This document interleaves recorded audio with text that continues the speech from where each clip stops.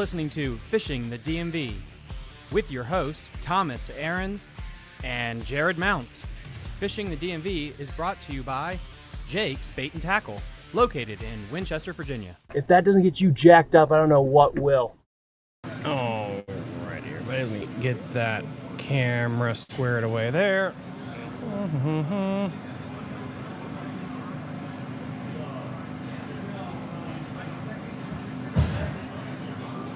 All right, perfect.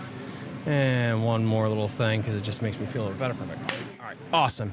Good evening, everybody. Welcome back to the Augusta County Fishing Expo here. We are live with the man, the myth, the legend, Kris Johnson. I wanted to have a special episode just to kind of talk to him. Potomac River, Tiger Crankbaits, Lake Anna. Kris, thank you so much for coming on. I appreciate it. Yeah, glad to have you, man. Glad to be here. Dude, I haven't realized you've been doing this forever. Like, that's...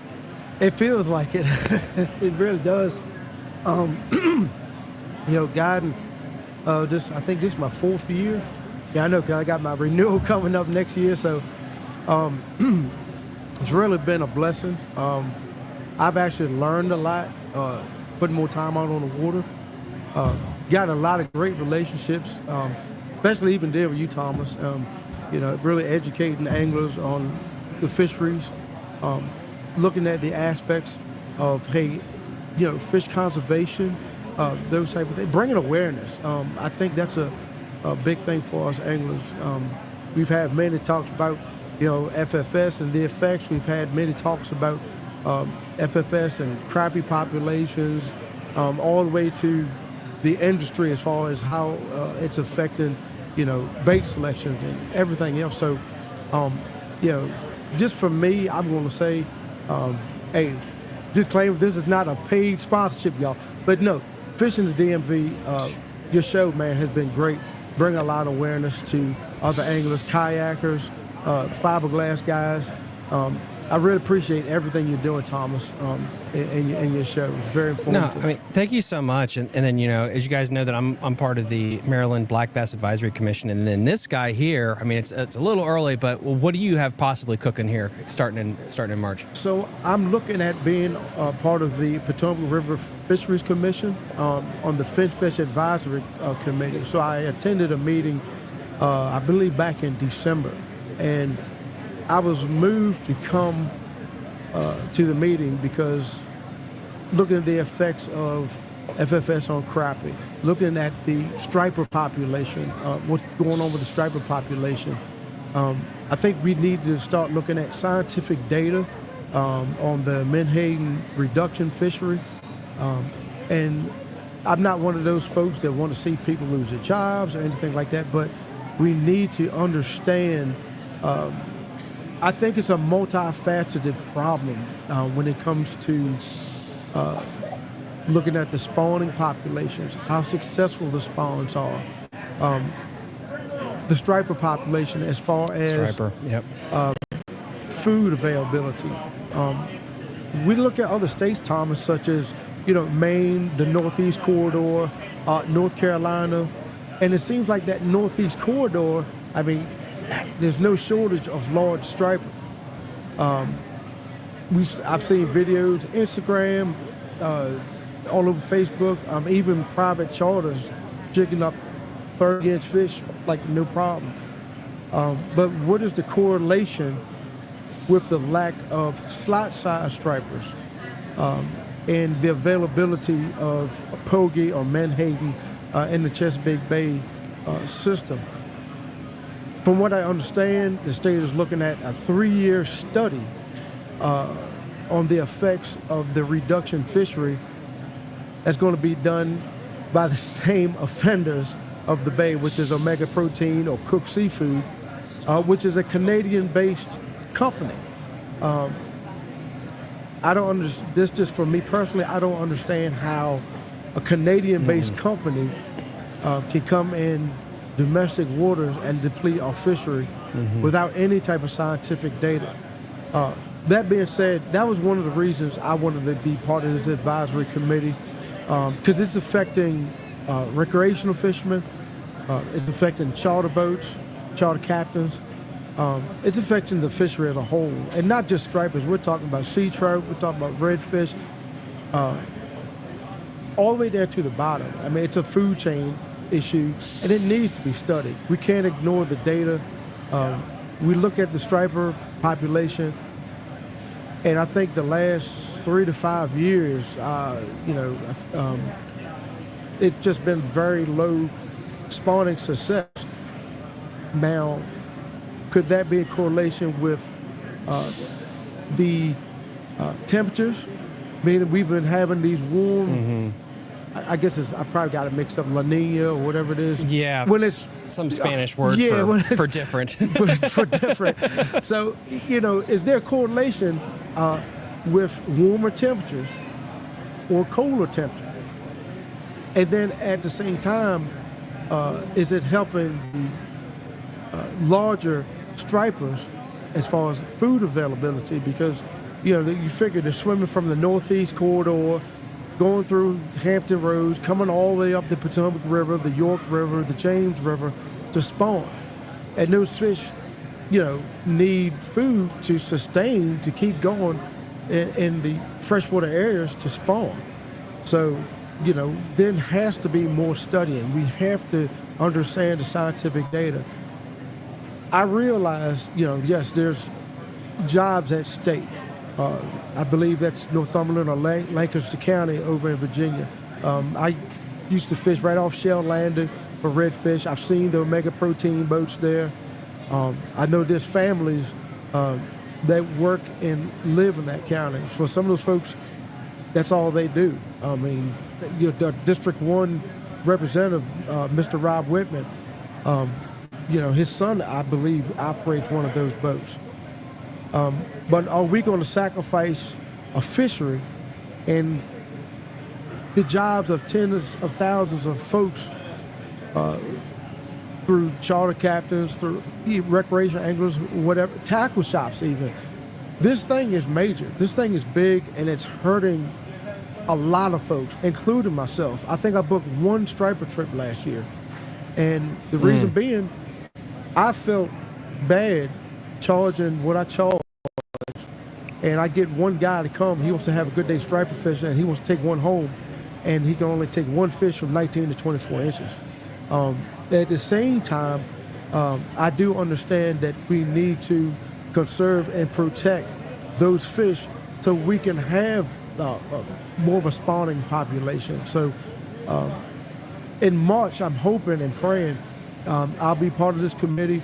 I'm trying to put as much of my personal opinions to the side, look at data, look at scientific data, and listen to the anglers, listen to both sides.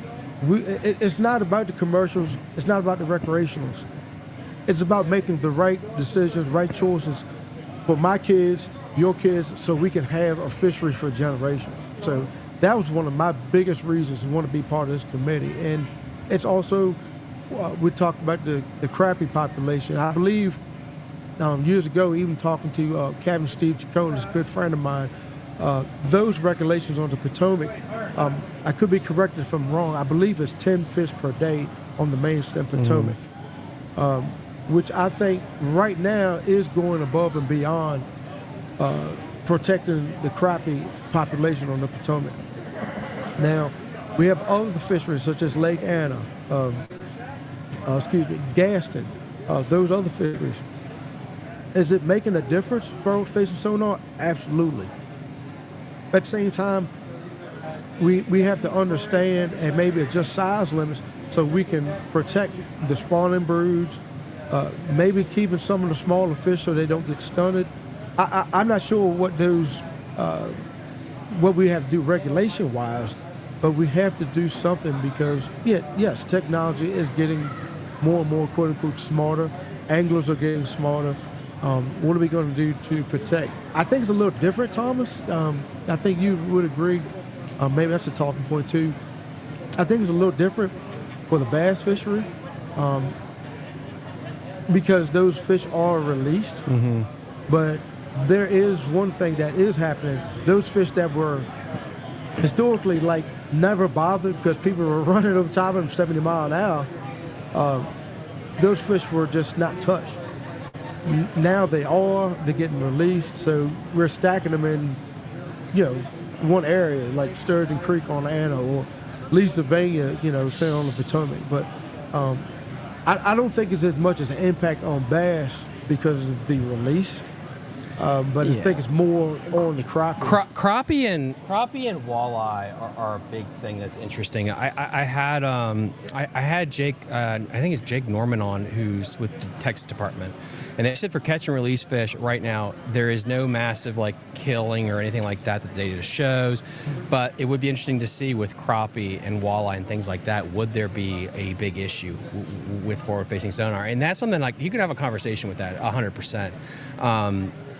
When it comes to, it's so interesting. I am very, as you guys know, I'm very libertarian. I don't like to get involved with like throwing rules or stuff because it's just such a slippery slope. It really freaking is. And so when you see people saying like, well, but these tournaments have a mortality rate of this, and this. Alabama just did that, or they're trying to do the Coosa River chain, I believe it is, of lakes. They're trying to pass some weird slot limits. My question always to that is, how many fish are in, let's say, the Potomac that are 4 pounds? Because unless you know that number, if you say that each tournament kills 10 fish, is that out of a billion, a million? What's the population? And they don't know. Yeah. So I'm not against saying, okay, that is alarming. However, what is our sample? If we're killing 100 fish each tournament out of 1,000 fish of 4 pounds, I understand there's an issue there. But if that's the case, how is it we're killing all these fish each year, but there's still so many fish in the population? Which tells me there's more bass in the Potomac, for example, than people know. There's a lot of fish. Absolutely. And I think, I've seen certain tournament circuits. I fished the BFLs that, you have as well in the past. And from what I've seen, and I mean, I'm praying I'm not wrong. This is just from my experience of what I see. And I'm not bad-mouthing a chapter or, a circuit that's out here. From what I have seen and experienced, it seems that MLF, from what I have fished, from Small State Park, they take care of their fish. I think Marty Gary's son was there with Ryan Dr. Gary. Love. Ryan Gary, yeah. And I remember they were there and they were taking samples. They were looking at how many dead fish. They were there on site. There's so many bags given away. They staggered the weigh-ins. I think one of the biggest things, Thomas, is tournament circuits that are fishing, not just the Potomac, just circuits in general. We have to get back to the basics, which is the conservation side of things. We can't have tournaments in July, and we're doing dry weigh-ins. We got 100 boat fields out here. We're not staggering weigh-ins. Everybody has a bag, and then I come on a guide trip on a Monday morning and take folks out, and there's 15, 20 bass floating at Leesylvania State Park. For people that don't know, what's a staggered weigh-in? So staggered weigh-in, let's say we have 100 boats, okay? Boats 1 through 25 will weigh in, let's say 230. 26 through, 39, they weigh in at 3 o'clock. Okay. So staggering the weigh-ins, what that does, you don't have 100 boats sitting in the parking lot and they have their boat in the trailer areas. They're not getting fresh water. They're sitting there. I mean, it's 85, 90 degrees outside. You figure now, it's summertime, June, July. If that water's 85 degrees, well, what do you think it is in that little 30, 40 gallon weight, circulatory system that you have? What you've created is a death trap for those fish. Staggered weigh-ins, in my opinion, should be mandatory when we start having 70, 80 night boat trails. That's just my personal opinion. At the end of the day, fish care should be number one, absolutely. And I'm not going to name the trail, but I know for a fact there's a certain trail in Virginia that he doesn't do it. They don't do it. And I've seen other trails at Leesylvania, they take fish care to the utmost care. And that's the way it should be. And that, even brings up another point, and I think there's a lot of folks that are listening to this podcast, they probably remember the first Maryland versus Virginia. And that tournament raised $1,500 to Leesylvania State Park. Wow. And all those anglers, remember that money went to Leesylvania State Park. We never got a weighing facility. Until this day, Thomas, they can't account for that money, and they can't, where'd it go? Charlie Taylor had an interesting point where, going back to the bureaucracy of Leesylvania, where they tried to raise the money to put in a handicap handle rail on the thing, and it took them forever to get that in. They couldn't even give them the money. They wouldn't let them give the money until he created a nonprofit to give them the money, and then when they gave them the money, it took them forever. So I don't know what's going over there with that. Yeah, Thomas, I think that is important, extremely important. I'm disabled myself, and I've had clients that are disabled. We're talking about veterans. They sacrifice, and it does not make sense that we pay our license fees, we pay to enter the park, and we can't take care of the folks that have disabilities. And it really is a shame. Like I said, it took that long to get that, and I've had clients use that. So thank God we have that now. If you could snap your fingers and you had all the anemones possible at Leesylvania, do you think that would encourage all the tournament trails to use them? As far as the weighing facilities? Yes. Absolutely. I think one of the biggest things with our trails of today, we have to go back. I cannot emphasize enough. We have to take care of our resources. I think it was 2020, 2021. We still don't understand what happened to the river during that time frame. There was tournaments, it took 13 pounds, 14 pounds to win. To this day, we don't know what happened. Was there a fish kill? Was it largemouth bass fires? We don't know. But then all of a sudden, 4 or 5 pounders came out of nowhere. Where did they come from? We don't know. Do you think they just moved? There's no way they just appeared. They had to have been there the whole time. This is the only thing that I can really come up with. I believe there was a lot of hydrilla in that particular year. I agree with this. Okay. But it was hard to fish. And I have seen 2-3 pounders dig into that grass to the point that it's like, okay, how do I fish this stuff? There's no holes in the grass. So I think it just got harder to find those quality fish. I think they were still there. I think it was just harder to find those fish. Then all of a sudden, the grass changed. We started getting more Eurasian milfoil. Start seeing more holes in the grass. It got easier to fish. It got easier to locate. I'm not even going to talk about full-face sonar because I actually have used full-face sonar on the river in perspective mode. It's a help, but those that have full-face sonar, that have perspective, I know they agree with me. You can't see every fish. They get in that grass. I've seen them literally do the David Copperfield and disappear in the grass. So it's amazing what a difference in the grass and the type of grasses can do on how we fish it and how these bass can hide and cover. So I think it had a lot to do with the cover for that particular year, because it's like that very following year there was big bags weighed in again. So they didn't just disappear. Absolutely. You mentioned, and guys, we'll get to all your questions. I know there's a couple of questions that came through. Forward fishing sonar, and I was lucky enough to have a crankbait maker on Goldie finally, and he talked about 2,000 years ago before the grass came in, you could catch bass deep. Are bass still? Are they just in the grass, or do they still move out to deep Potomac River, deeperish water, or do they stay in 3 feet indefinitely? I think there's still some deep fish around. I think there's some deep fish around still. I think what happens with grass, it's easier to fish.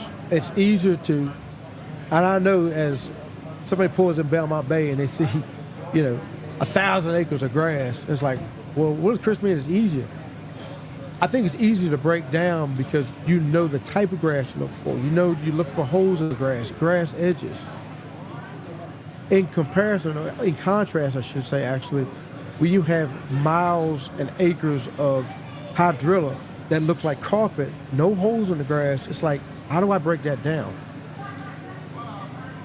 But then in contrast, we're looking at deeper water. And you know, there's always fishermen that will go to the DC sector, that will fish, you know, the areas near Pentagon Lagoon, 4 Mile Run, Oxen Cove, you know, those areas, Fort McNair Wall, you know, they'll fish these areas. Those fish, some of those fish probably stay deep outside of the spawn all year long, all their life, until probably they're caught and, you know, brought to Small State Park.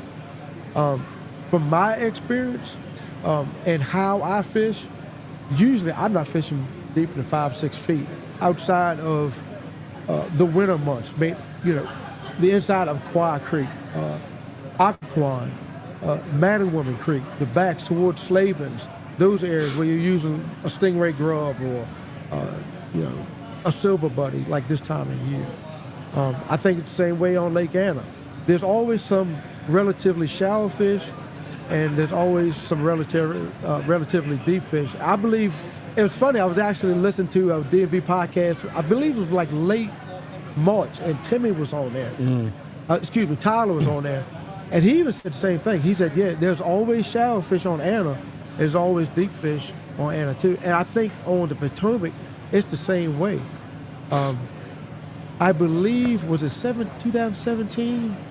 I think it was a tour event, if I'm not mistaken. And there was one down there at the Poop plant. Justin Lucas. Yep. And those fish were deep fish. Everybody else, what were they doing? They were fishing grass. So, and he won off deep fish, deep clear water fish coming out that clean water from Blue Plains. So yes, there's always those deep fish, and I think those fish are a lot less molested than those fish that are in Belmont Bay, Quai Creek, Belmont, Quantico, those areas, Chickamauga. I mean, yes, it's a fish factory because it's just those fish are just recycled all the time, but. Yeah, that's actually a good question. I've talked to a lot of guys that have been to the DC sector in the early spring and the summer months and do well. I think at any given time, there are always shallow fish and deep fish. It's just knowing how to catch those fish. We have a question here from Lance Gray. He says, I just joined back in. I have an amputated leg. Would I be able to fish the tournaments? Is there any assistance to get in the weigh-ins? So I think he's talking about the boat ramps at Smallwood and Lee, Sylvania. What are they like? So there is handicap parking. You know, I'm disabled myself. Some people's disabilities are different from others. We're not all in the same package, that same bucket or whatever. Now, I'm going to speak for me as a guide. If I know I have a client that has a disability, I'm gonna break my neck to help them out. You know, as far as the system, getting their rides on the boat or whatever, I can understand that. And just me on a personal level, especially with veterans, I feel it's an obligation. Even though they're paying for a trip for me, I feel that it's an obligation because I'm there to help them. I'm there to, you know, help them have an enjoyable day. As far as the park systems, Smallwood and Lee, Sylvania, I think there can be more. It's still a good walk for those that have a disability from the parking area to the boat ramp. It's still a good little walk. And I say this to say, let's say we have a disabled veterans tournament. What can we do to make it more accessible and help those folks that are disabled? Because this is just, for me, I believe your disability should not stop you from enjoying what God has given us to enjoy. It's not the end of your life. And there are folks that care. I mean, me one of them. I mean, I'm just, really big on that. You know, making sure that we have accessibility for those that have disabilities. You know, we talked about the handicap railing system. Maybe there's more improvements as far as like on the side that people can, as they walk, you know, to the end of their dock to get on a boat, maybe make it a little easier. But that's important to me because, I mean, somebody wants to book a trip with me, I'm gonna go above and beyond, above and beyond to, so they can have an enjoyable day. And honestly, a lot of those folks, that's their therapy, you know. So that's I keep that real close to my heart, absolutely. And then I was gonna say, and Lance, yes, to your other question about taking fish from the boat to the weigh-in, yeah, you can get people to help you do that as well if need be. Potomac Creek, Nanjamore. In general, as the crow flies, that's a far as shit boat ride to go if you're going out of Smallwood or Pennsylvania. But those creeks they have spikes where they become, you have to fish there or else. Nanjamoine came back, I think last year, Toyota, there's a couple Toyota guys, but that was gone forever. Why is it those are so violent swings of either they're absolute crap or winning bags? It's never like they're just meh, it's one or the other with those places. Saltwater. Okay. Saltwater is a big, big thing. And honestly, Thomas, it's been years since I've been to Nanjamore. I mean, I'm 8 minutes from Fairview Beach, which closest, I guess, creek fishing would be Potomac Creek, of course. And Nanjamore is still a good little drive down the river. And then, I mean, you still got Port Tobacco River, too. Tobacco, baby. Yep, Port Tobacco River used to be, I mean, there was a ton of grass back in there. And there was folks back in the FLW tour days that ran down there. I mean, way back in there. Like I said, the biggest deal is the saltwater wedge. We've had these dry summers, no rain, and the snakeheads just like kind of took over. I think they're not as driven to the saltwater compared to the largemouth bass population. Prime example, what I've observed in Potomac Creek. Okay, I start there early in the year, March. I'm using chatterbait, you know, throwing in grass, throwing in near trees, deeper water. Catching a lot of bass. Around April, May time frame, you know, turnips in full swing, everything's going. You got to remember, there's no tournaments on Potomac Creek, okay? So all those fish are coming out of Potomac Creek, Wednesday nighters. You got your Saturday, Sunday tournaments. They're getting hauled up north. They're getting hauled to, you know, acquire. There's no replenishment to Potomac Creek.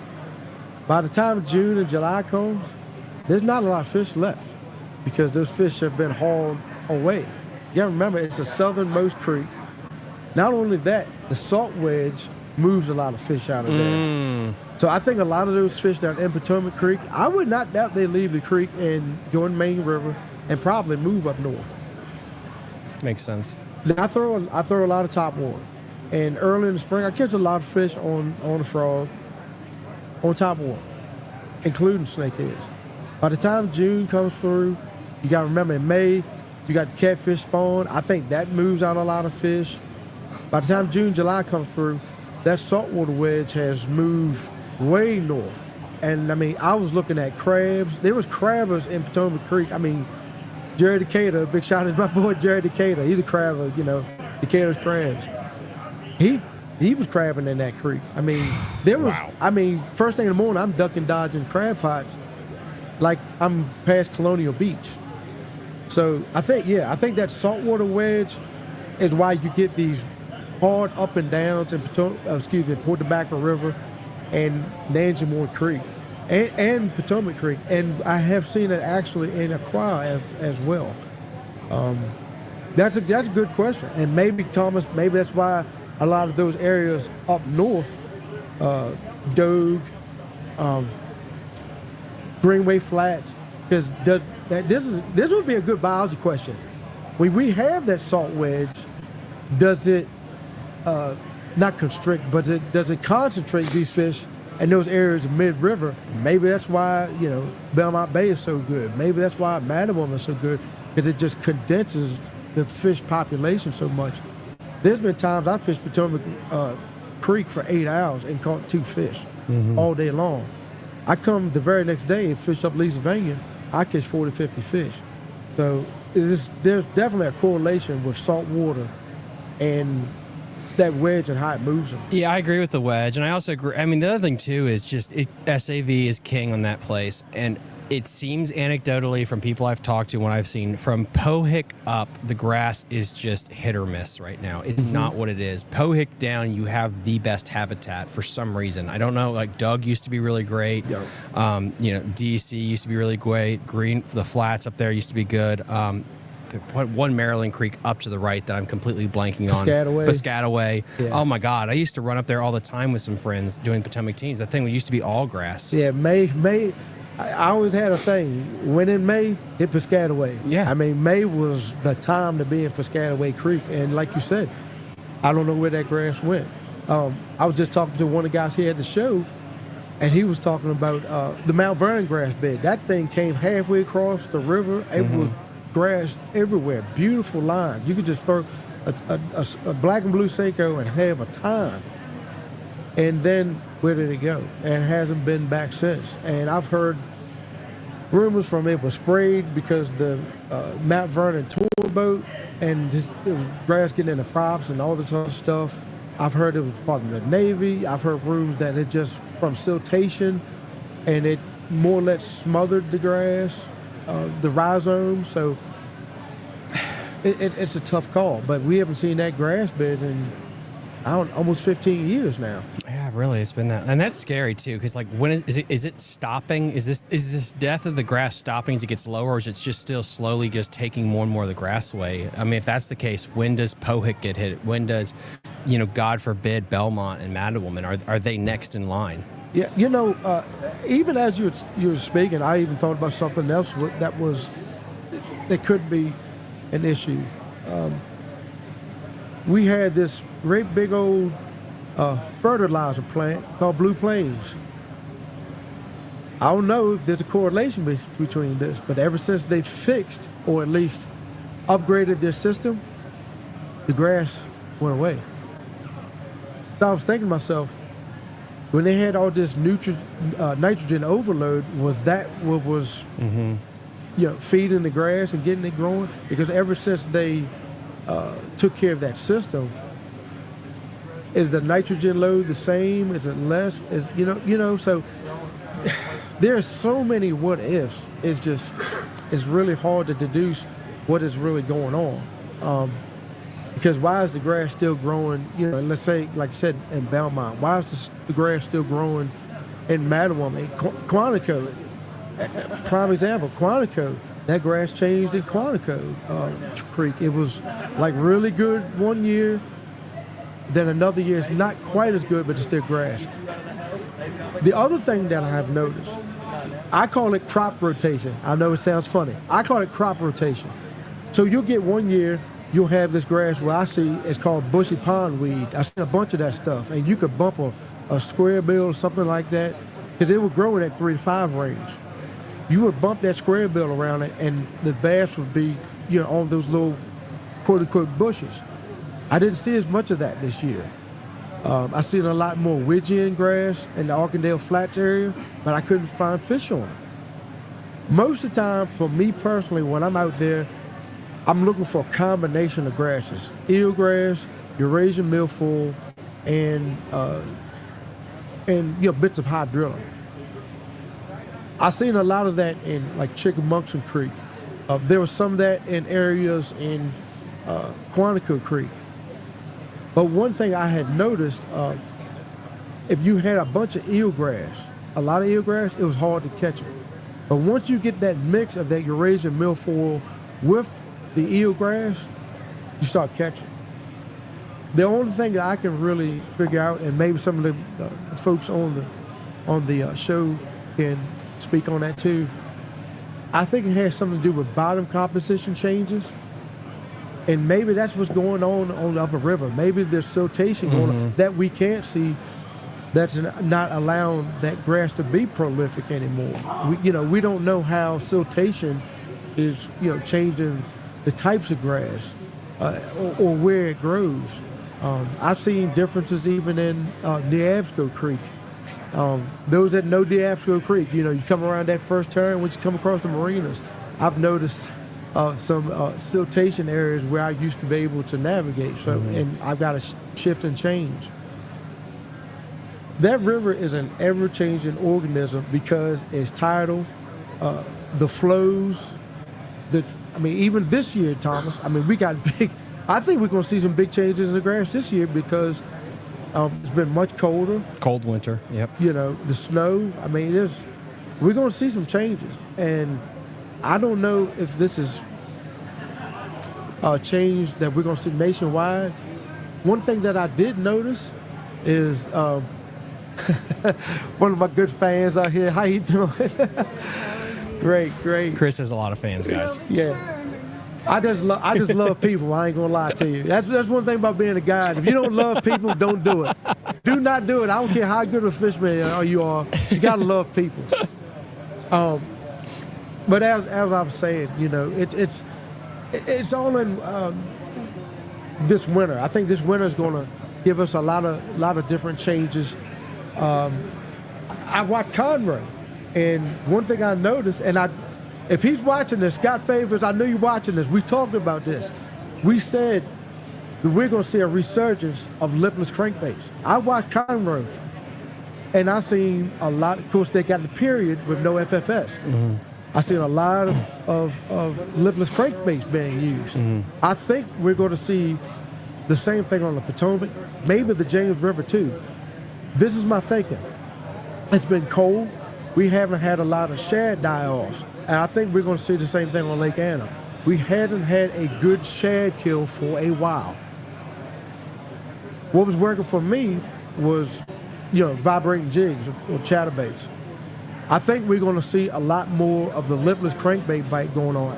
Last year I struggled to get bit. Last few years I've been struggling with the lipless crankbait. I've been throwing, chatterbait. I think this year is going to be different because of the shad die-off. Now, do we have it on the Potomac?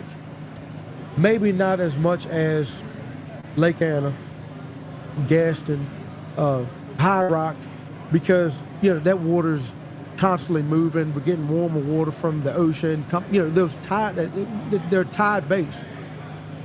When we come to the lake systems, we're getting that water's just not moving like that. So up lake, we're talking Lake Anna. We're talking about anything above the splits.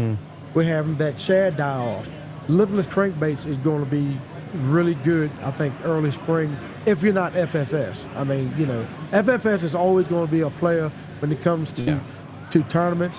Those that do it, that's great. Those that don't, hey, this lipless crankbait is still going to be a go-to lure. I think it's going to be really strong. How do you think the river's going to fish this year? I think it's going to be great. People are like, oh, man, the grass is going to die. Oh, my gosh, the sky's falling. No. I think it's going to be great because, listen, it's just like a field, soybeans or whatever, and you don't plow it up. It's hard to kind of plant new growth when you got old growth in the way. What I think is going to happen, you're going to have all this grass die off. It's going to pull all this stuff off. It's not going to kill everything. The rhizomes are still going to be in the substrate. And I think what's going to happen, we're going to see a lot more vibrant green grass. I'm really hoping so. It's going to be very tender. It's going to be really easy to fish lipless crankbaits and rip that stuff out the grass. Last year, early spring, I'm throwing lipless, throwing chatterbaits, and I'm having a hard time ripping it out. Why? Because it's that old, it gets almost woody, and then you got that nasty black grass too. But I think with a good grass kill, we're going to get a lot more fresh grass, and it's going to be a lot more vibrant. I think Potomac's going to fish very well this year. What should people be looking for as we get into early March here on the river? Is there a water temperature or things you're going to be looking for? I like to look for at least 50-degree weather. Trust me and believe me. You go out here, and that water's 45 degrees, you can catch them. I mean, silver buddy, stingray grubs. If somebody said, hey, Kris, let's go fishing right now, Potomac River, I'd be looking for deep water areas, Woman. From those that are locals probably know it's a spot called Brick Point. From Brick Point on up, Slavin's area, those are going to be good areas. Aquia Creek, you know, those areas in the no wake zone. You're looking for those areas. Even Potomac Creek, everybody knows the cut through, those little areas around there where there's a little deeper water. You're going to look for deeper water, and I'm going to be throwing, you know, like I said, a blade bait. I'm going to be throwing, believe it or not, I don't mind throwing a chatterbait. When I mean chatterbait, I'm looking for about 50-degree weather. People say, where would you throw a chatterbait in 50-degree weather? You don't throw it like a normal chatterbait. When I mean a normal chatterbait, I ain't talking about just casting out there and chucking and winding. We're not there yet. Look for those deep areas, channel bends that have wood structure nearby. What I noticed last year, I throw that chatterbait out there, get it close to those wood areas, then that channel bends, and I just burp it off the bottom, just enough to get it going, then kill it. Thomas, I can't tell you how many fish I've caught over 3 pounds doing that. So I'm using that chatterbait not traditionally, but I'm actually using it just like you would a silver buddy. They don't know that. You think about it. The chatterbait is nothing but a jig with a blade that makes vibration. I mean, you really, because I think a lot of times as anglers, we overthink it. We're thinking, it's a chatterbait, chuck and wind. No, think about it. It's just a jig that vibrates. Way before we had chatterbaits, what we were doing, we were throwing a jig and we were just sliding across the bottom. That chatterbait will do the same thing. You just burp it up, the thing comes on up, and then kill it. Burp it on up and just kill it, and work down the drop. And it will work in those deeper creek channel areas, or Woman, Aquia, you know, Occoquan even. I mean, try those areas too. The stingray grubs, same thing, small grubs. Ned rigs. There's nothing wrong with throwing a Ned rig right now, so especially those points north. So yeah, when in those cold months, I would say, Thomas, from 45 to 50, that's what I'm going to be throwing. Awesome stuff. And then also, I think you got some baits there we should probably promote. Oh, absolutely, man. So again, y'all, we were at the Augusta County Fishing Expo. I mean, there's a lot of great vendors up here. And what I wanted to talk about was a few baits that Tiger Crankbaits, and they're also a sponsor of Fishing the DMV. So big shout out to Tiger Crankbaits, and thank you, Thomas, for Fishing the DMV and this opportunity to share as well. As we move into the late February months, going into the pre-spawn, and I tell you, man, Tyler's so smart. I like what he said in your show. And I think the question was asked, when is actual pre-spawn? Pre-spawn is now. It's right now. I mean, it was weeks ago, pre-spawn. And I think, you know, we just think about pre-spawn right now as wintertime. Wintertime is still pre-spawn. It's more of, I guess you could say, a pre-spawn. Yeah, there's like different stages of it. Different stages of the pre-spawn. And right now, we're kind of in that pre-spawn, going to an active pre-spawn, especially on Lake Anna, being it's a power plant lake. Everybody already knows, man, when you start talking late February, going into March, we're looking for those sloping points, creek channels nearby, main lake channels nearby, and we're talking about jerk baits, similar to the Mega Bass Vision 110s. This is a bait by Tiger Crankbaits. That's a beautiful color. I mean, they got a ton of different colors. I mean, even if there's a color that you can't find in the market, they'll send a picture, or if you have a product, send it to them, and they'll do their best to match that particular color. When it comes to Lake Anna, I kind of like those jerk baits, kind of in a lavender shade, a crappie color. Something with like a purple iridescent flash on the top. Kind of mimics crappie. I think one of the things is too when we talking about jerkbait fishing. We're throwing that thing. Me personally, I don't mind throwing a jerkbait on 8-pound test fluorocarbon. You want to get I like the 110 plus ones style baits. This is more like a 110. It depends on where those fish are. Sometimes they're in that 7 to 9. Sometimes they're in that 3 to 5 range. So you got to pick a jerkbait that's going to put you in that range. Full face of sonar is a big help right now for those guys that are into using the technology for jerkbait fishing. I mean, you can actually see where your bait is. You actually see where those fish are in the water column, and also how they're responding when they see the bait. Mm-hmm. Another bait that I like to throw is any type of bait. This is kind of like a Spro Lil John. Any type of crankbait that's a slim crankbait. Very similar to like a lipless crankbait. Lipless crankbaits are good too. I like to start throwing them around late March going into April. But you're looking for a flat-sided bait, either 3 to 5 foot, 5 to 7 foot, or 7 to 9 foot. Right now, I'd be looking at a 7 to 9 foot crankbait. Color-wise, that's a red cherry crawl that Tiger Crankbaits does. Probably one of the top selling colors that they have. Outside of that, I'd use something with maybe a orange top and a yellow bottom, or like a lavender shad, citrus shad. We're getting a lot of shad die-off, so even lipless crankbaits, I don't have a lipless with me right now, but even a lipless crankbait, something that's going to mimic dying shad, because we actually are having a shad kill this year. So I think lipless crankbaits are going to be very, very good. A question that came through, it's interesting, is like, when would you use a man-style diving crankbait? So I'm assuming he means a shallow diving crankbait. A man-style diving is what was said. Yeah, I tell you what, if you can find, if the question is what I think, when you mean a man-style crankbait. I'm assuming he means the shallow running, because it's so shallow. It's like, is that just a summer thing? Yeah, I tell you what, if you have a man's -1, you better not ever sell that thing, because that was one.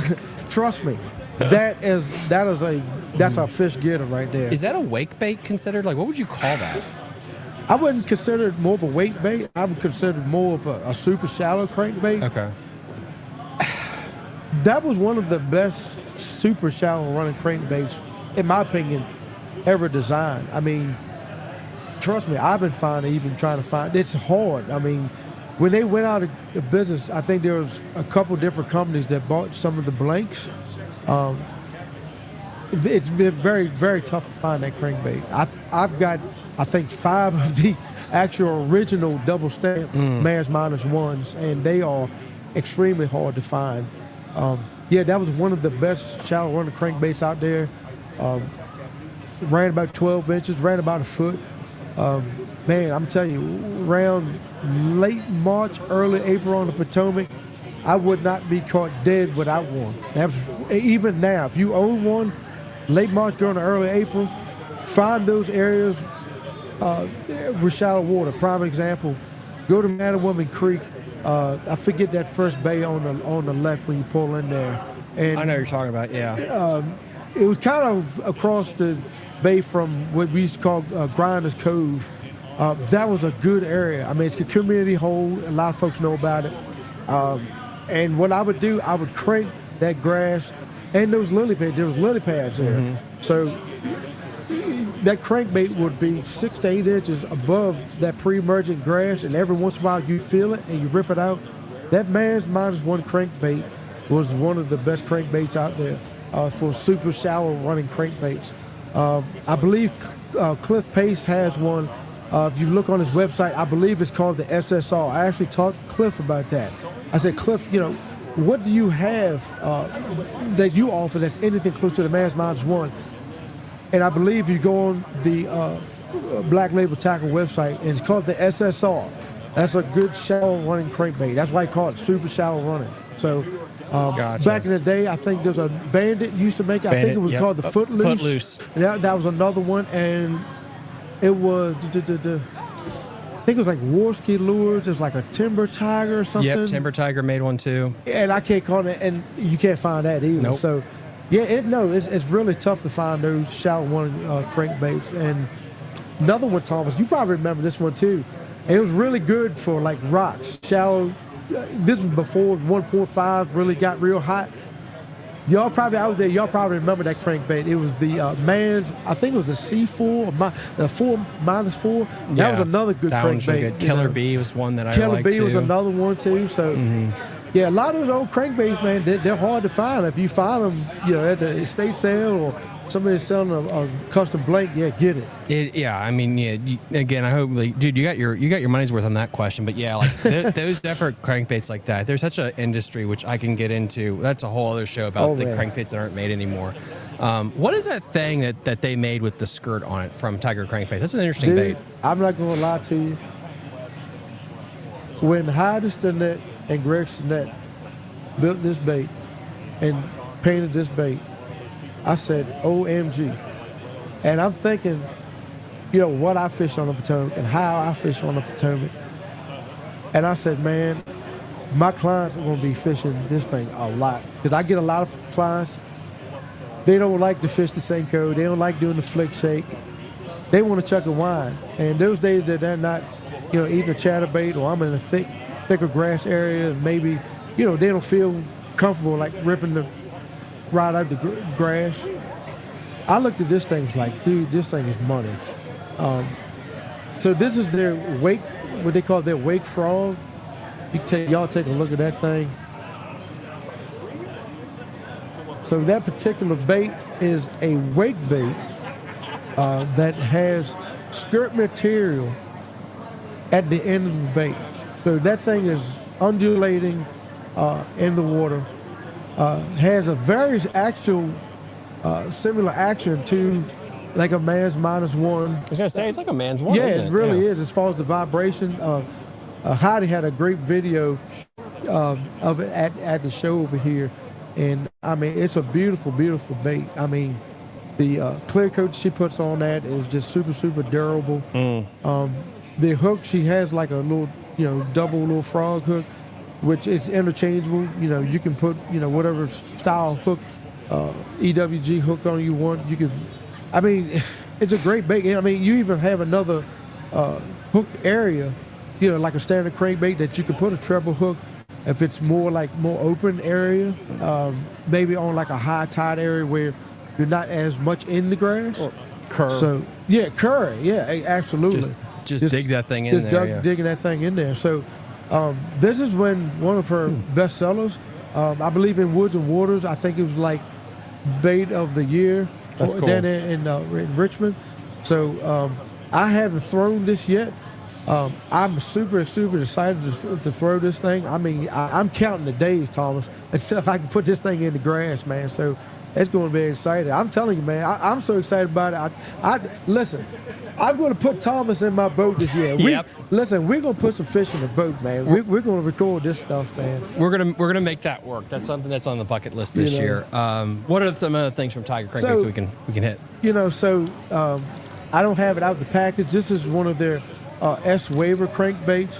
But one of the things I think I talked about in Richmond as well, one of the biggest things is their color scheme, which is like their crab pattern. You guys can take a look at that. That's the blue crab pattern. It is not just a tidewater fishing color. It's actually can mimic a pumpkin seed or certain variations of bluegill. As soon as I seen it, I was like, I like that olive color with the blue and the red that's even on the bill. It really mimics a blue crab on the water, especially this particular wake bait. Those that have seen crabs on the Potomac River, they make their own little wake on the top of the water, just swimming on top of the water, and their little swimming legs, are making vibration on top of the water. And that's one of the things that I liked about this particular color. It really mimics the blue crab in those summer months of, June and July, even May on the Chickahominy River. I remember my first time fishing the Chickahominy River, and it was like May. It was like, dang on, is that a crab? So that kind of cued me in on looking at crab-style baits. I think it was a bait way back in the day. I think it was like C.W. Reed or somebody, and they had like a crab-style bait. So even the colors like New Penny, which are more like a shrimpy color, because we've had so many of these dry summers, we're seeing more saltwater forage fish and crustaceans that bass are feeding on. I mean, you got to remember, we look at a crawfish, what is it, like 2 or 3 inches? But when a crab is molting, and I've seen it in Quantico Creek, I've seen it in Chickamauga Creek, you get a 5-inch soft-shell crab, and a 5-pounder, you eat a soft-shell crab, that's one hell of a meal. So, crabs are doing bass a big favor. I mean, that's a big, high-protein meal, for largemouth bass and the Potomac and the James and the other tidal rivers. So, I'm looking forward to continuing working with Tiger crankbaits. One other bait that I want to talk about too, they make a topwater bait. This is a particular, Greg and Heidi, I tell you, when they come up with these colors and these schemes, it just amazes me. Sometimes I just want to buy them and just put them on the mantelpiece because it's just so pretty. That's just sick. It almost looks like marble. I mean, it's just a beautiful bait, but it's got a great action. She even ties the feather trebles on these baits. They're beautiful baits. They're like $15 a piece. I'm here at the show. I think they're. They even have a bin. We have like 1 at 12 and 2 for 20. They have great baits. I mean, awesome baits. I did really, really well with popping style baits, like the Donna Iovano Ricos, and even as this particular bait here. Topwater is definitely going to be a great bait in the September, October time frame. One thing I will say, we're way off. One thing I will say, in the October time frame, I use a lot of topwater. Those folks that follow me on Facebook probably seen I've thrown a lot of topwater in the October time frame. Biggest thing I can say, cover water, cover water, cover water. In retrospect, we look into the spring. That's the same thing when we talk about our chatterbaits, or 3 to 5 foot diving crankbaits or square bills. Cover water, cover water. If you have 4 faces sonar, we're talking about Lake Anna, scan, look for bait. Even if you don't see fish in the bait, they're around. You just got to find those fish that are around the bait. If you got bait, there's fish nearby. So I hope I covered all these baits. Like I said, Tiger Crankbaits is a great family-oriented company. Heidi and Greg is doing a great job painting this stuff. If there's anything that you want, I even talked to them about doing a snakehead pattern on a jerkbait. Anything that you want, they'll do for you. Guys, go check them out. We got one more question we're going to get answered, which is, what is the best hooks for changing your treble hooks on a crankbait? That's a good question. I actually like the Mustad, the triple grips. Oh, you're a triple grip guy too. Yeah, okay. I actually like those. There's 2 of them. And I don't have a hook sponsor. I like those Mustad triple grips. My second choice got to be BKKs, man. I ain't gonna lie to you. BKKs are just phenomenal hooks. I know Cliff Pace with his Black Label Balsa base. He's using a lot of the BKK hooks. I've actually talked to Cliff about BKKs, Japanese. They're just a superb grade of steel. Definitely check. I'm not even endorsed by BKK or Mustad. BKK is a great hook. Super strong hook. Definitely give them a shout. Are they round bends or triple grip styles? I believe a lot that I've seen, I think they do have those triple grips. I'm getting more and more familiar with the BKKs. all I know, I put my hands on. You know, we used to do the little thumbnail deal. See how sharp? I mean, they are super strong, super sharp. I'm probably end up going with the BKKs. I really like them. You know, they're great hooks. We got definitely great hooks. We got Kenny in the chat. He says, the Wake Frog, was that made by Tiger Crankbaits as well? Yes, it is, Kenny. It's made by Tiger Crankbaits. If you want, as always, since they are a sponsor of our Patreon, so you guys, all Patreon subscribers get 10% off their baits.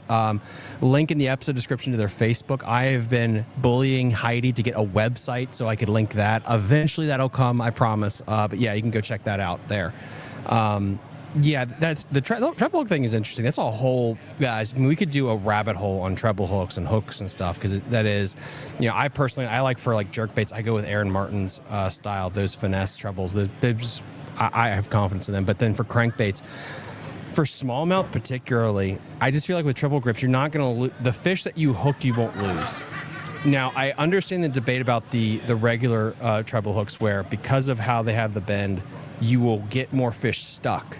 But I still feel like if you're in the season where they're jumping a lot, with those round bends, when they jump, they're going to throw them on a crankbait or a lipless bait for that matter, in my opinion. Yeah. If they're not in a jumping mood, I feel like you can get away with the round bends. But when it gets warm and you feel like on a long cast, you set the hook, they're leaving. Those triple grips, man, you're going to keep them stuck. You know, I really like those triple grips because they just, this way, I'd rather not catch them than see them jump and I lose them. Yeah. That's a heartbreaker for me, man. Especially 3-4 pounders. Yes. It's like, I'd rather not even see them. But once I have them pinned, I mean, I want them to stay on. But, you know, actually, Thomas, you brought up another good point when you talk about jerk baits, okay? And I'm hoping people following could chime in on this too. The debate on jerk baits, feather trebles or no feather treble. Oh my God. That's yeah.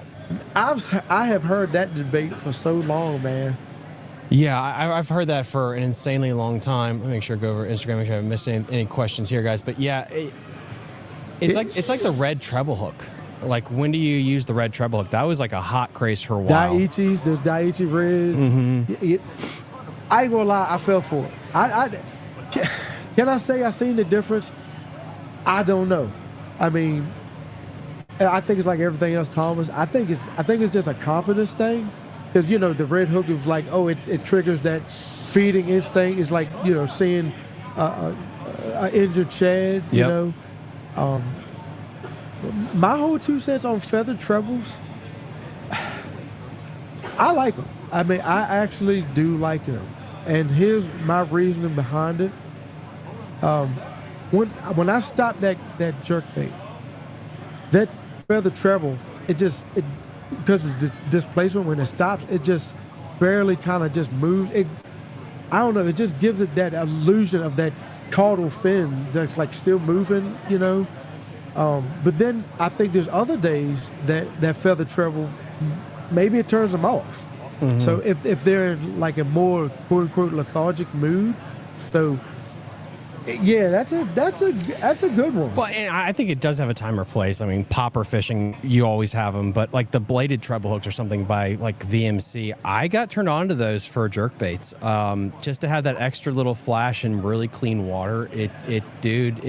Now this is something that I do with mine. Again, at home, let me know, is I won't put it on the back hook, because I do believe in the idea of, like, if I want them to zero in, I want them to zero in on one of the front treble hooks, so you still have that backing of the back treble hooks. I don't want them nipping at the very back of the bait, so I put this dude is talking center mass now. Yeah. I mean, I get really into that because I want those. Again, I fish for more smallmouth now from where I live, but those smallmouth are very visual compared to, I think, larges. Absolutely. And so they will come in hard on a jerk bait and stop like a cat and stare at it for a split second before they pounce. And I had the blade on the back, and what they'll do is they'll get close and see the flash, and then they'll try to nip the back. So I put it on the front, and I catch a few more fish by doing that. Yeah, I know. I totally agree. You know, I've never tried it. I have seen it. Mm-hmm. But you're thinking on that? Oh, yes, I totally agree with that. And because you want that focal point in the middle. I know I was joking around, said, you know, we was shooting for center mass. I mean, but that's what you want. Yeah, that's what you want. I don't want him to nip it, because I want him to get a face full of trouble in his mouth. No, that's and then that's a whole another talk. We'd talk about hooks and hook styles, and that's another one. I haven't tried it yet. I'm very interested in trying that. Maybe that's a science project for me this spring. Yeah, dude. I mean, I'd like to know that. I mean, I'm serious as a heart attack, man. Maybe I get on a crankbait bite and, hey, anybody want to try it? I mean, hey, y'all message me. I'm interested in trying this because I don't know. I'm a nerd. I'm not gonna lie to you. I'm a nerd. I love science, and those type of things. Yeah, some of it is coincidental, but it's like, hey, Thomas, get on front of the boat for 3 hours in the front, and I'll get on the front in the front and try for 3 hours. I mean, with the same bait. I mean, it could be possible. So, if people want to book a guided trip with you, where do they go? So y'all can hit me up on www.kjsoutdooradventures.com. Y'all can always call me at 804-761-3131, or you can always DM me on Instagram or on Facebook. My Facebook is www.facebook.com/KJBasson1. I'm always there to answer questions. Y'all message me up. I'm a friend of those seek friendship. Everybody else, they can hit the back door. I just love folks that are in the fishing community. Thomas, I really appreciate you having me on the show. Everything you're doing on a conservation level, man. And Thomas, it's not just you, man. As folks like y'all out there, that are Patreon supporters, that are supporting fishing the DMV. We really appreciate you, for supporting Thomas and fishing the DMV. If it wasn't for y'all, I wouldn't be sitting here having a conversation with Thomas right now. True.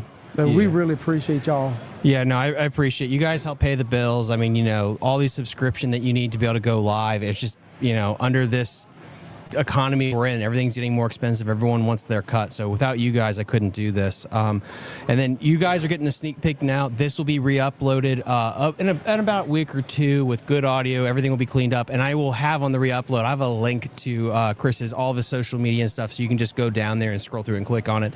So you might want to hurry because when this re-uploads, he's going to get booked real quick. So go check him out right now. Get a trip booked for the spring. You do crappie, you do bass, you go Lake Anna, you do Potomac, correct? Yeah, and also, I'm not just a freshwater guy. I do saltwater too. So if you want to get some speckled trout, you want to get to see some redfish on the inland waters of the Chesapeake Bay. I have an intracoastal, so my boat is set up just like a bass boat. I just don't have the carpet and everything. So, I love fishing. I cut my teeth. I go to Biloxi, Mississippi, like every first week of June to kind of get my creative juices flowing as far as what to bring back to the Chesapeake Bay. So, yeah, I've got experience even in Biloxi, Mississippi. So that's kind of where I cut my teeth and learned, it's just an amazing fishery. I mean, that's a show. Thomas, that's a show all by itself. It's a whole other show. So, I mean, this is the one perk I do believe. I'll leave with this is I am upset about the striper pop situation, but our children and grandchildren are going to have a world-class speckled trout and red fishery that I never had as a kid because it was always blues and striper. And now you get your boat or a kayak, go out there, and you're going to smoke trout and redfish. It's crazy. Yeah, absolutely. And, I'm really looking forward to what I would like to do is get some footage out there so folks can really see how great the fishery is in the DMV area. I mean, we're not just known for largemouth bass. We're not just known for stripers and smallmouth. I mean, we have a great saltwater fishery, even outside of the stripers. So that's just one obstacle right now that we're hoping and praying that we can bring back. I mean, my whole thing is, it's not about today. It's about tomorrow. Yep. So hopefully, you've been working with the, natural resources with Maryland. Hopefully, after March, getting on the board with the Potomac River Fisheries Commission and working on common ground. So what can we do to make our fishery better for generations to come? I mean, that's what it's really all about, these young people out here. And, I'm going to leave with this, Thomas. If you got a young person out there teenager, 12 years old. Please, y'all, take them fishing. There's a lot of young people up here in Augusta County. And I seen a young person up here, and he had this topwater bait. And he was like, he said, and I say to him, I said, is that all you want? He said, I think so. I took him over. I said, are you sure? I said, are you sure that's all you want? I said, I'll tell you what, if you had another pick, which one would you get? And he pointed me out one. And I said, we're going up there to the counter. The reason I did that was because if we don't invest in our kids today, let's stop investing in the Xbox. Let's stop investing in the PlayStations. Let's get them out on the water and show them, teach them. Because I'm going to tell you right now, if we don't invest in our children and getting them in the outdoors, either fishing or hunting, or, I think you do horseback riding, get them off the couch. Yeah, get them off the couch. Get them off the couch. So, I'm sitting there looking at young people going up and down the aisle now, and it does my heart joy. My God service depends on what these young people are doing. Because without the young people being back in the sport and reinvesting in this sport, there will be no outdoors. So y'all parents out there, get them out there on the water. Get them out there in the woods. It means so much. But I thank you, Thomas. I thank you for this day, man. No, I mean, this was a long time coming. Kris, guys, go check him out. Go get a book a guide trip with him. We're really rooting for you. We're going to take a small commercial break. I have to take a piss. And then we'll come back with our next guest right here. Thank you guys so much. Like and subscribe. We'll see you guys soon. Hey everyone, quick little announcement here from Fishing the DMV. Our Weekend Warrior membership on Patreon is nearly full. There are only 28 spots still available. Once these spots are gone, they're gone, and the Weekend Warrior tier will be closed to the general public.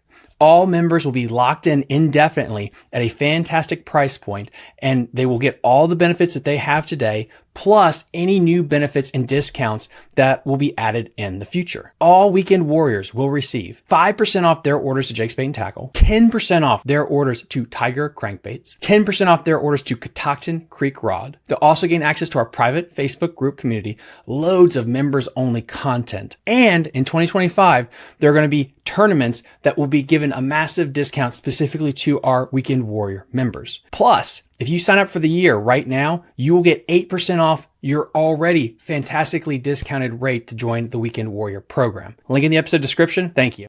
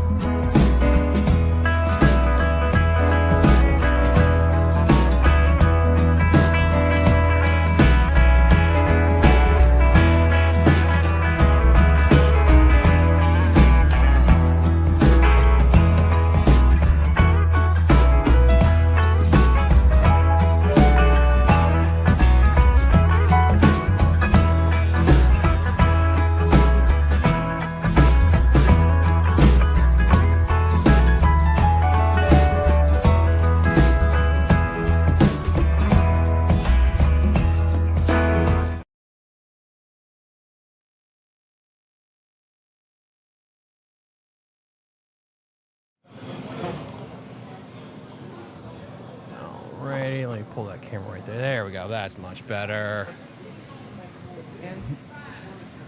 Alrighty, guys, we are back. Sorry about that. I had to go put my jacket on because I'm freezing. We're right by the door here, and I was catching hypothermia there talking to Kris. But, man, when Kris gets going, man, you just can't stop him. Joining me next, we have a really cool bait design. This might be one of those that wins best in show.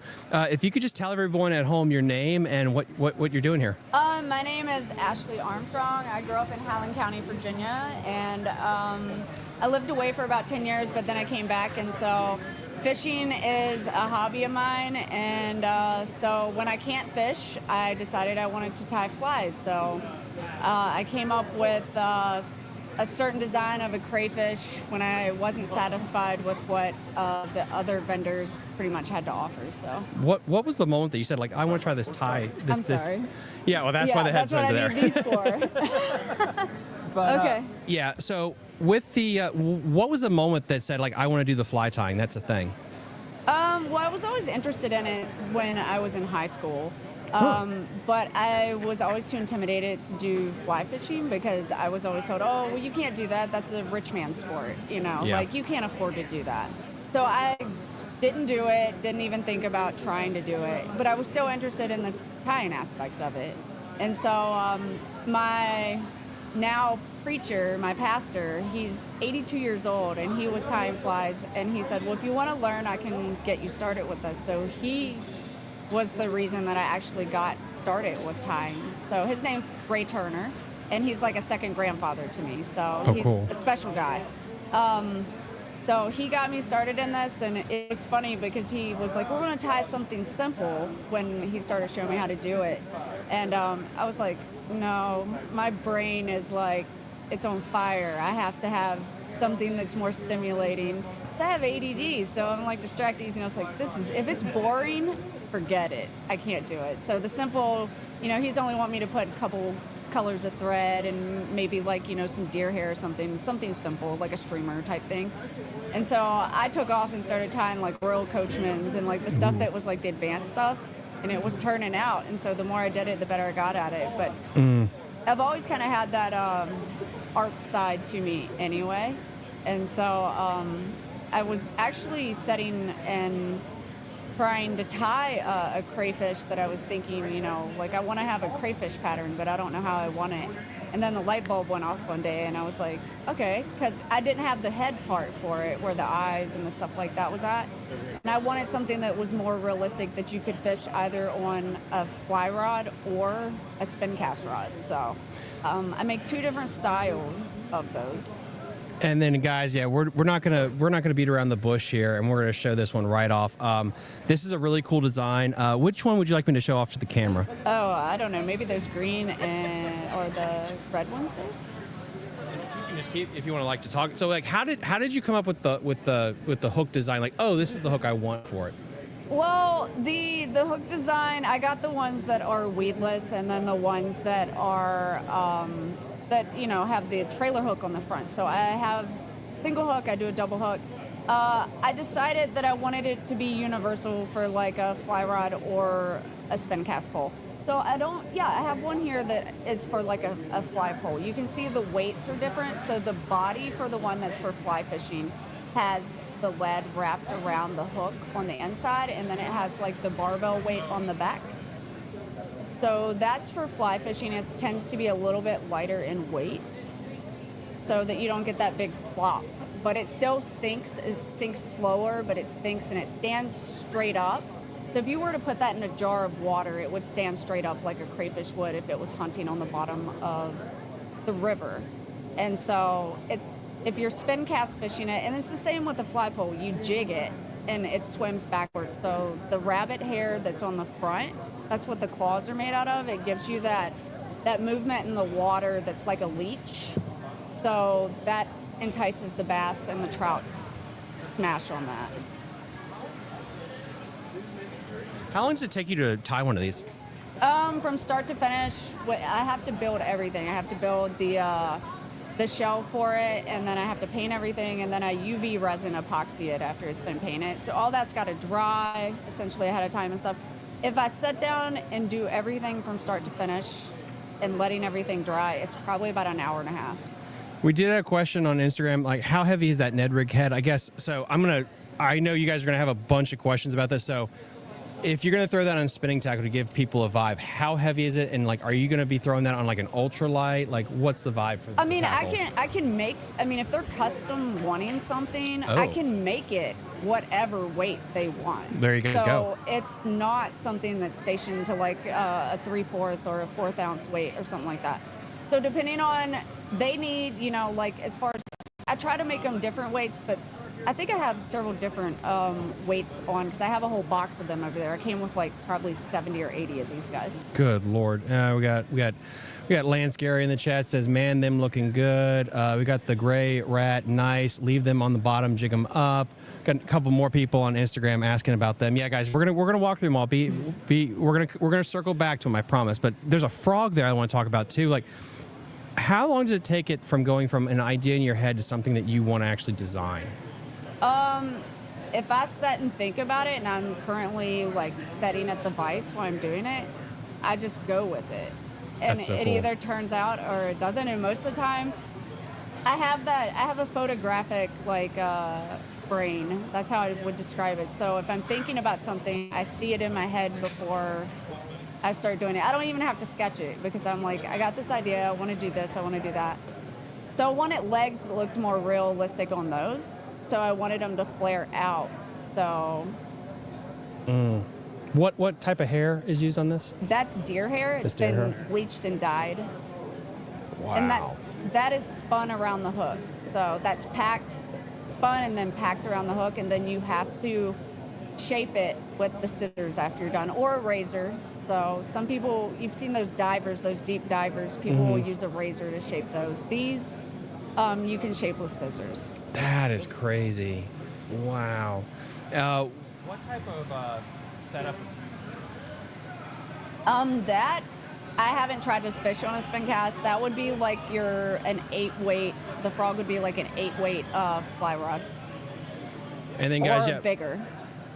Oh, we got Lance again. Lance has another good question. Do you make any like a Helgramite? Yes, I do. There you guys go.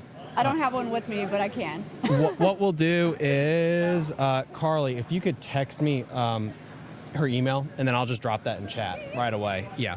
So what we're going to do, guys, is I'm going to drop in chat her email address, so that way you can get an order in right now, because I'm telling you, these things right here they're going to catch fish. And if you are fishing any smallie tournaments coming up in the next couple of months, you're going to want to get your hands on some of these. I have this one. I'm going to show this one off, and she can just talk about it. This is a really cool color pattern you have here. That's a new one that I did. That's new to this show. I don't do a whole lot of shows, so I haven't been, seen in the public's view very much, but been wanting to get out there, and so I hadn't done this show before, so I showed up today, and it's actually worked out pretty good. But that's a new pattern of paint that I did before I came here, so I can do those in pretty much any color too, but it's called a crackle paint pattern.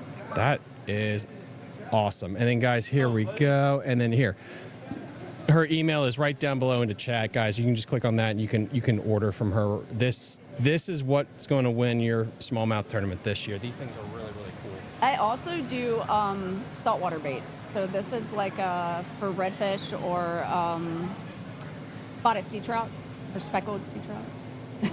Some people call them one or the other. That's cool. That's a cool bait. And the body on that, on the inside of the hook, is weighted with lead, so that once you cast it out with the weight that's on there, it doesn't float get waterlogged and float back to the top. So that's it pretty stays cool. on the bottom. That's pretty cool. How did you come up with this idea? I wanted a crab pattern, and I always saw those standard, like little, I don't know what you would call them. They look like a little sack that's been stuffed full of color and then little eyeballs on it. And I was like, well, I want something that looks more like a sand muffin crab, or, like a little sand crab. So I either build the body myself with, so that's just like wool, or whatever. So that's just the creative stuff in my head. So like I needle felted the caps for those. So needle felting is where you go to a craft store and you buy these things that look like needles, and then you pack wool that's just wrapped in a bundle. Wow. So you pull parts of it off and you get the colors that you want, and then you needle felt and pack the colors to blend the color for what you want. It sounds very hard. Time consuming. It's time consuming, so can be, but I mean, I like that creative type thing. So this is a squid, and that's a double hook, one facing this way and the other direction. Oh, wow. And those I can do in whatever color too. Yeah, for my river guys, like to throw the fly rod. My musky guys, that thing right there is gonna be killer. We've caught muskie on those before. Even though it's a squid, but That's such a cool one. I love the eyes too. there's a mouse, got a mouse and a dragonfly.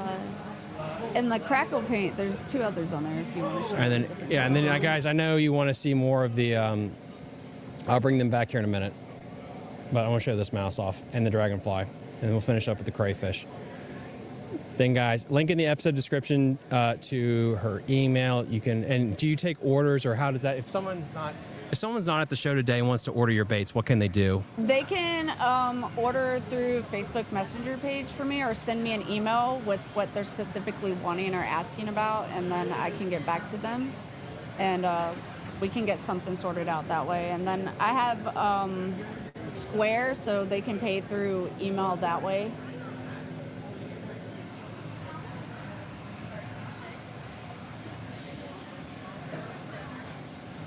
These are the green ones. So I do these, like, I had people asking about pumpkin seed color, and so that would be the closest thing to a pumpkin seed color right now, and the clear coat that I put over those.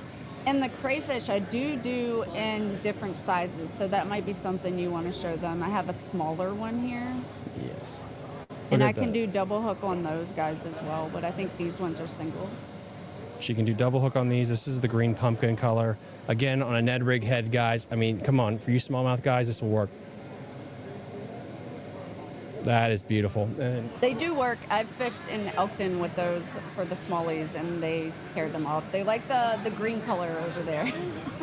oh my goodness. And then, she does do custom. I see that in a couple of chats. Absolutely. Go check all of them out. And then, what was the other one you wanted me to show off? Oh, the smaller size. That's a smaller size. Comparison. So you guys can see the comparison. So this is the smaller one. Comparatively to that. Again, guys, look at that detail, man. That just has that look like it is the shell of a crayfish. And if you're guys that are just habitually snagging, you can get one with a weed guard. Really, really cool. Oh, awesome. So is this your first show? No, I did, a fishing show, yes, I guess that would be fact, but I grew up in Highland County, so I did the Maple Festival last year, and I actually did really well there. And so I had a lot of guys trickle into the place where I was at that was like, oh my God, these are cool. Like, you know, they were smallmouth fishermen and stuff. And so they actually sold out of those last year, and I had only made like 42 of them, I think. I wasn't anticipating having, you know, that much. And I got nervous because I was like, oh my gosh, I've already sold so many of these the first weekend. I'm either going to have to like crank it out or something's got to give. So it ended up working out that I sold more tens of flies because I tie regular flies too. But I still like to do my own designs for that type of thing too. So like I do wally wings and things like that. So I like the realistic look to things if I can get it. So like the realistic look of mayflies and things like that. So, but I sold more tens of flies the first weekend, so it worked out that I sold maybe 5 crayfish, and then the second weekend everything went. So wow, it was awesome. So are you going to be at any more shows this year if people want to just come in person and buy from you? Next month, the 8th and 9th of March, and the 15th and 16th, I will be at the Highland County Maple Festival again. That used to be a top 10 attraction in the United States. So really? I don't know if it is still that big. I mean, we still get like thousands of people in those 2 weekends. Oh, wow. So I will be at the Highland Center, what they call the Highland Center. It's off of Spruce Street. And if people are coming and they're looking for my stuff, they can, if they can't find it, just ask. There is a bus that shuttles to over there. So I'm not sure where the pickup is supposed to be for that, but you can find me at the Highland Center if they're looking to get something. There you guys, you have it. And then to everyone's questions, yes, she does do colors, she does do custom. I did put the email again. You can also check her out on Facebook as well. Please go check her out. Again, shop local. If you guys want these secret baits like this, man, you got to go to some of these shows to be able to find them. We're going to take a quick little break here, and we're going to come back with our closing segment here Saturday from Augusta County. If you guys miss it, don't worry. This is live. It's up everywhere. It's on Facebook, YouTube, everything. Go check her out. Go check out her email. We'll be right back in about 10 minutes.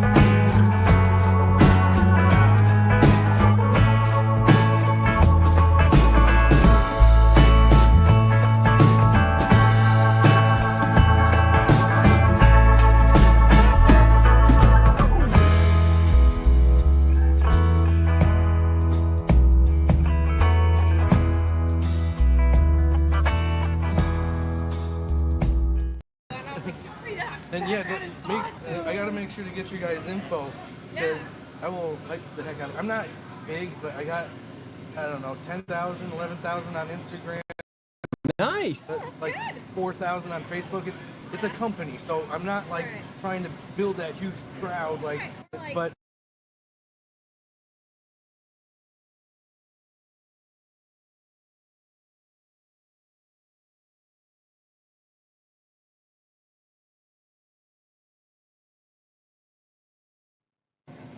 let me. Alrighty, guys, we're going to be finishing up here at the Augusta County Show. It's getting a little calmer right now. It's about 4 o'clock. I have no idea when we end today. Hold on, let me check that out for you guys right now. I should probably know that. I'm being a terrible host right now. We have gotten a lot of good content. The live stream has been going extremely well today. I'm honestly kind of surprised at how well the coverage has been. I know I shouldn't be surprised because I'm doing the damn thing, but sometimes you live by the internet, you die by the internet when it comes to like your Wi-Fi and stuff like that. Okay. So today we're going from 9 a.m. to 7 p.m. today. So we got about 3 more hours here, and joining us has been our neighbors all day, guys. We are live again. Let's say a little clap to make sure my backup audio is good to go. Sir, thank you so much for joining me. Just if you could tell everyone at home your name and the company that you're with. Thanks for having me. My name is Doug Roberts. I am the owner of Fish NFX. I've been building rods for about 15 years, in business for about 10. And in 2022, I placed in the top 10 in the world in the International Rod Building Championship. Started getting kind of busy and decided to come out with a mass production rod line so that I could offer a lot of people a high quality rod at an aggressive price point. So there's a lot of story there. I didn't know there was a rod building championship. How did most people play lacrosse, football, baseball, and stuff in like high school and college? How did you find that niche? It's so weird because you just kind of fall into it. Like growing up, my grandfather had me pouring lead jigs at like 6, 8 years old. I was tying flies with him at 10. And it wasn't until much later in life when I started getting into the rod stuff. I kind of fell out of it, was going into riding bikes and, having a good time and whatnot. And as I was getting a little older, I got back into fishing. And I remember having to have someone repair a rod. And they charged me to do the guide. And I'm thinking, man, this seems like something I should be able to do myself. And then one day I was working in a store and someone came in and told me that they were a custom rod builder. And I'm looking at them and I'm like, dude, you're like my age, and for some reason I had this image in my head that people who built fishing rods were like 90-year-olds with giant glasses and some dusty workshop, and he's like, no, and, pointed the way to where to find some stuff. And I started getting into it and just kind of fell in love with it. I think the biggest thing with being someone who's big into doing it yourself and the crafts and being handy is I wanted something. I knew exactly what I wanted, and at the time nobody else was offering it, so I was like, okay, I'm gonna build it myself, and just kind of took it from there. That's really cool. And then you said you were in business longer than the rod building, so what got you into becoming a business owner? Well, I've been building the rods for 15 years. I've been in business for 10 as far as Fish NFX, but it's just one of those things where I kind of fell into it where I was doing it, and the price of the materials to build the rods was just kind of getting up there. It's not cheap to get into rod building.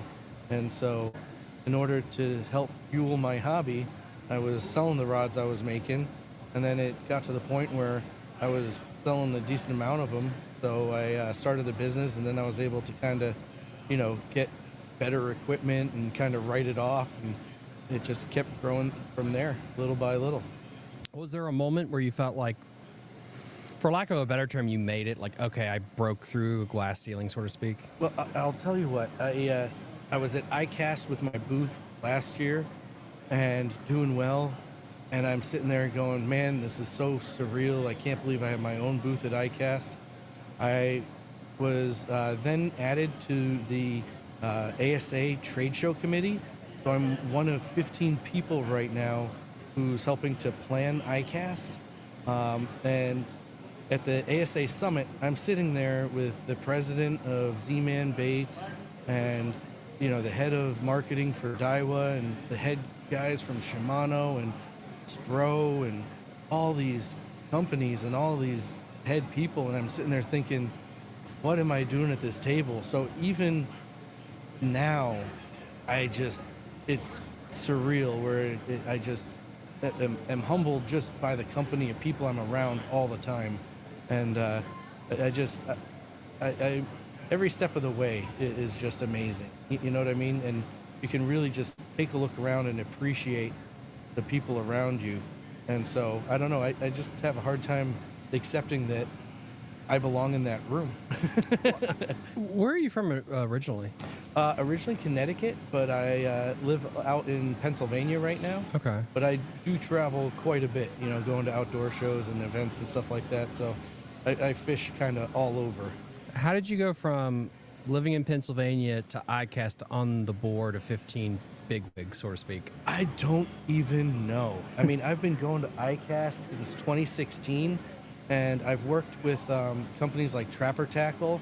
For a while, I had the largest variety of Trapper Tackle jigs in the world, and I worked for some bait companies. I worked for a bunch of different companies, helping promote them at different shows and events, and it just kind of grew little by little. But again, it just as it's growing by those little amounts, it just each step kind of seems surreal. No, I mean, yeah, that's a quick rise, honestly, too. I mean, some people will have a business that will go 10, 15, 20 years before it gets big, and then to make the leap that you did is astonishing. I mean, pitch the product, I guess, like what do you think made this breakthrough the way it did? Well, I mean, honestly, being surrounded by good people, there's a lot of people out there who will say, man, I made it on my own. Nobody ever helped me. I'm not one of those people who can ever say that. I've had a lot of support from my friends and family. As I go to these events, I make more friends. And I think that's the biggest thing. If I were to give advice to anybody on how to do it, it is to appreciate the people around you, because they are the ones who are going to pull you up that next bit. And the easiest way to fall is to not appreciate the ones who are doing things for you, because that's a good way to make sure that they stop doing it. Mm-hmm. No, I agree with that. Rod wise, like what is your best seller right now when it comes to freshwater? Well, we have the 7 models in the Gold Series, so all of them can be used for freshwater and some of them for the light salt. It really depends on what a person's looking for, which would fit them best. They all have the Japanese Toray carbon fiber blanks with the American Tackle microwave guides. I'm the only one who has the nanolight rings with the nanoplasma coating in those microwave guides. So that gets it to a hardness rating harder than silica carbide with lower friction coefficient. So you don't have to worry about oxidization or the abrasion of the line or anything like that. They're built to last and built to be lightweight. And I have the compressed carbon technology reel seats on them. So it's like an injectable carbon fiber instead of like the plastic or graphite reel seats you see on so many.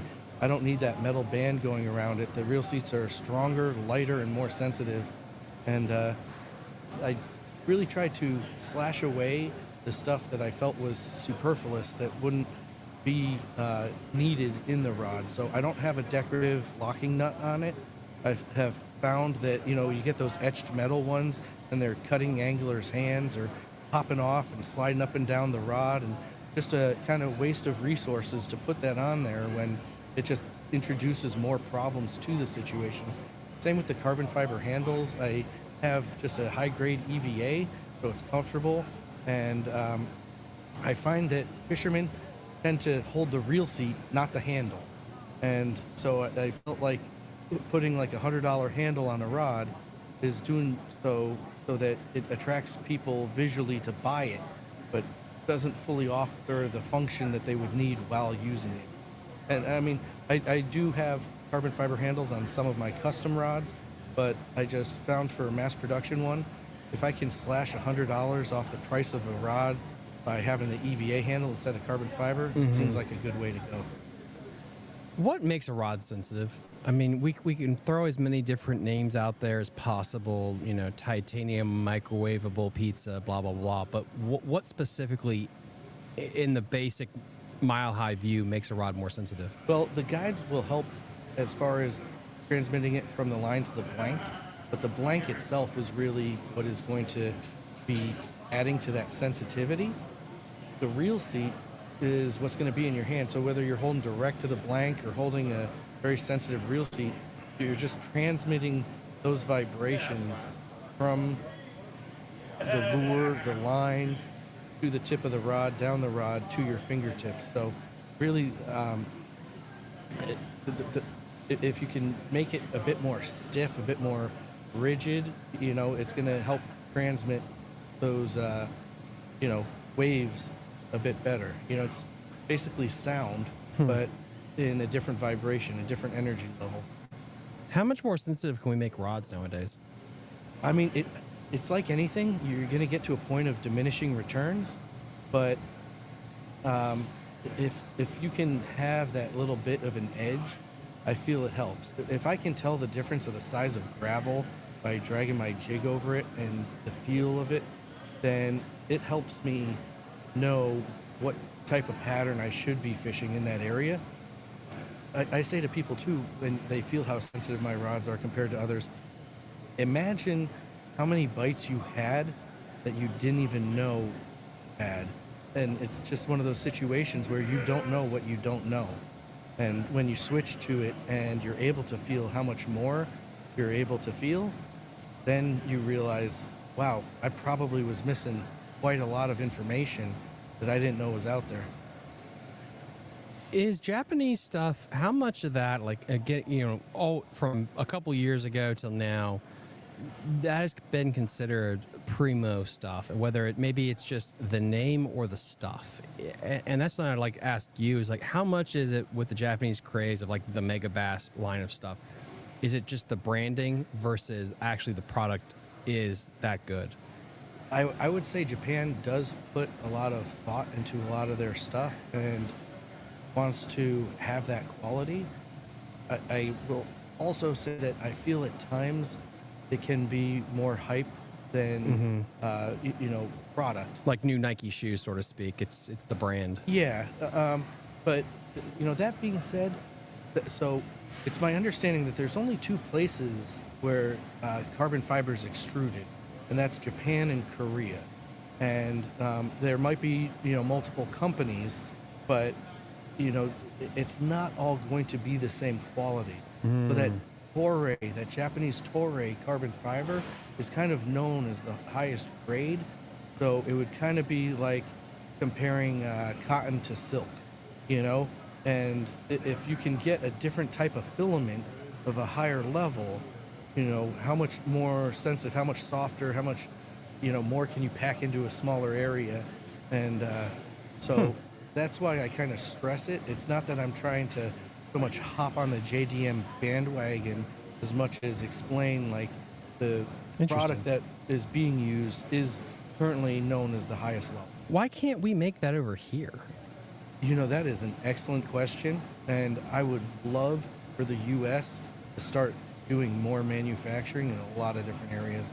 I know right now tungsten is pretty much made in either China or there's a place in Germany that does it too, but it's my understanding. Now, I mean, I could be wrong on some of these facts, so you know, if I am and someone says so in, you know, the chat or what have you, I apologize. I'm not trying to put bad information out there, but it as far as a couple of years ago, it was my understanding that the only places for tungsten was out of China or a place in Germany, and the place in Germany basically only fires up their thing for like massive projects.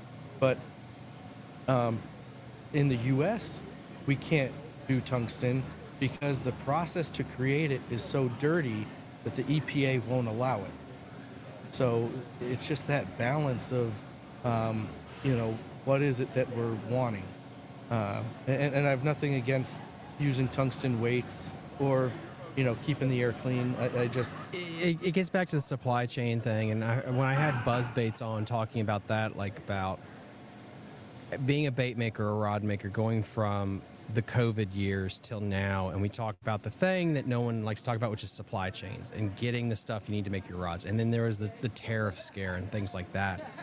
I mean, honestly, like, has it gotten better over the years since the COVID years to get the materials you need, or do you still really got to be concerned about making sure you get what you need to make your products? I think there's always going to be a concern. I think what we've seen in the past couple of weeks has a lot of people a lot more hopeful, because I feel that markets have possibly been manipulated to just aid in that profit region. And if we can kind of have more information as far as what's happening, I think that would help everyone. I would like to see more stuff manufactured in the U.S. And, while some people are worried about tariffs, we already had tariffs. Both parties enacted tariffs. So, it's not like a red versus blue thing. It's something that has always been happening, and then people tend to push it to one side or the other, but it's something that we need to look at as an economic aspect, not a political one.